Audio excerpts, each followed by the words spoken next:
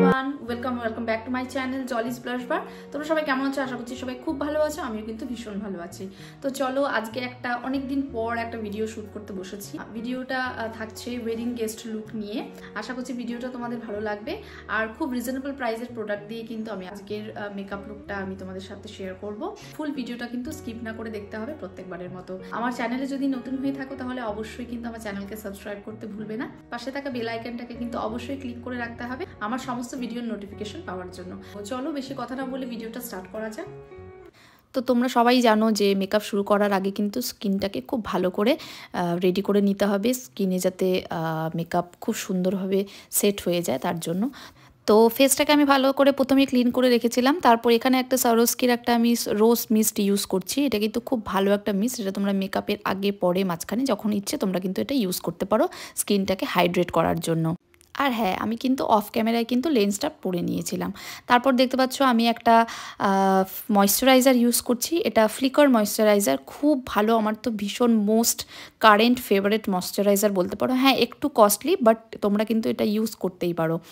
ভীষণ ভালো, ফেসটাকে খুব ভালো করে হাইড্রেট করে। এরপর মেবলিনের আমি একটা হাইড্রেটিং প্রাইমার ইউজ করেছি, যেটা আমার ভীষণ ভালো লাগে। এটা আমার তোমরা দেখতেই পারো আমার ভিডিওতে, এটা আমি খুব ইউজ করি।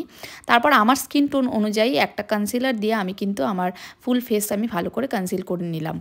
এরপর সেটাকে বিউটি ব্লেন্ডার দিয়ে বা ব্রাশ দিয়ে যে কোনো কিছু দিয়ে তোমরা যেটা তোমাদের কমফোর্টেবল মনে হয় সেটা দিয়ে তোমরা খুব ভালো করে অল ওভার ফেসে ভালো করে ব্লেন্ড করে নিতে হবে। তারপর আমি আমার স্কিন টোন অনুযায়ী একটা ফাউন্ডেশন চুজ করেছি। দেখতেই পাচ্ছ ফাউন্ডেশনটা হলো ফরএভার 52, ভীষণ ভালো একটা ফাউন্ডেশন, সেটাই আজকে ইউজ করেছি আমি। তো আমি ফাউন্ডেশনটা অল ওভার ফেসে আমি ব্রাশ দিয়ে আর বিউটি ব্লেন্ডার দিয়ে খুব ভালো করে ব্লেন্ড করে নিয়েছি। তারপর আমি লরিয়াল প্যারিসের এই কনসিলারটা দিয়ে আমি হাইলাইটিং পার্টগুলোকে হাইলাইট করে নিয়েছি। তারপর এক এক করে ক্রিম কন্ট্যুর আর ক্রিম ব্লাশ দিয়ে অল ওভার ফেসে সুন্দর করে খুব ভালো করে ব্লেন্ড করে নিতে হবে। তোমরা কিন্তু মনে রাখবে, ব্লেন্ডিং যত ভালো হবে ততই কিন্তু মেকআপটা এনহ্যান্স হবে, ততটাই কিন্তু মেকআপটা সুন্দরভাবে সেট হয়ে যাবে ফেসের সাথে, আর ততটাই কিন্তু লং লাস্টিং হবে।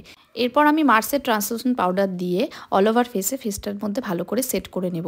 তোমরা কিন্তু অবশ্যই যখনই লুজ পাউডার ইউজ করবে না কেন তোমরা কিন্তু এক্সেসটা ডাস্ট অফ করে নিয়ে তারপর কিন্তু ফেসের মধ্যে অ্যাপ্লাই করবে। বেশি পরিমাণের কিন্তু ট্রান্সলুসেন্ট পাউডার বলো বা যে কোনো প্রোডাক্টই কিন্তু বেশি পরিমাণে ইউজ করতে গেলে কিন্তু ফেসটা কেকি ভাব চলে আসবে।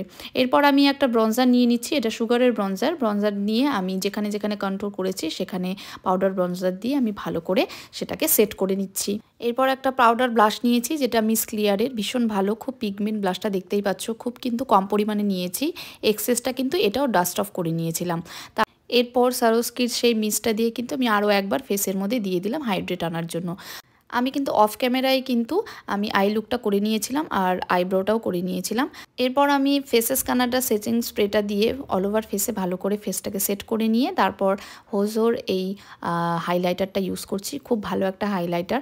তো দেখতে পাচ্ছ আমি একটা ল্যাশ যেটা ইউজ করছি সেটা কিন্তু খুব ন্যাচারাল একটা ল্যাশ, ভীষণ ভালো।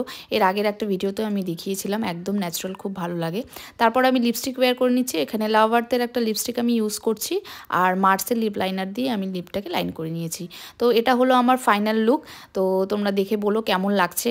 আমি প্রোডাক্টের সমস্ত ডিটেলস কিন্তু আমার ডিসক্রিপশন বক্সের লিঙ্ক দিয়ে দেবো, তোমরা চাইলে দেখে নিতে পারো। তো আজকে এখানেই টাটা, আবার দেখা হবে নতুন কোনো ভিডিওতে। ততক্ষণ তোমরা খুব ভালো থাকো, সুস্থ থেকো, আবার দেখা হবে, টাটা।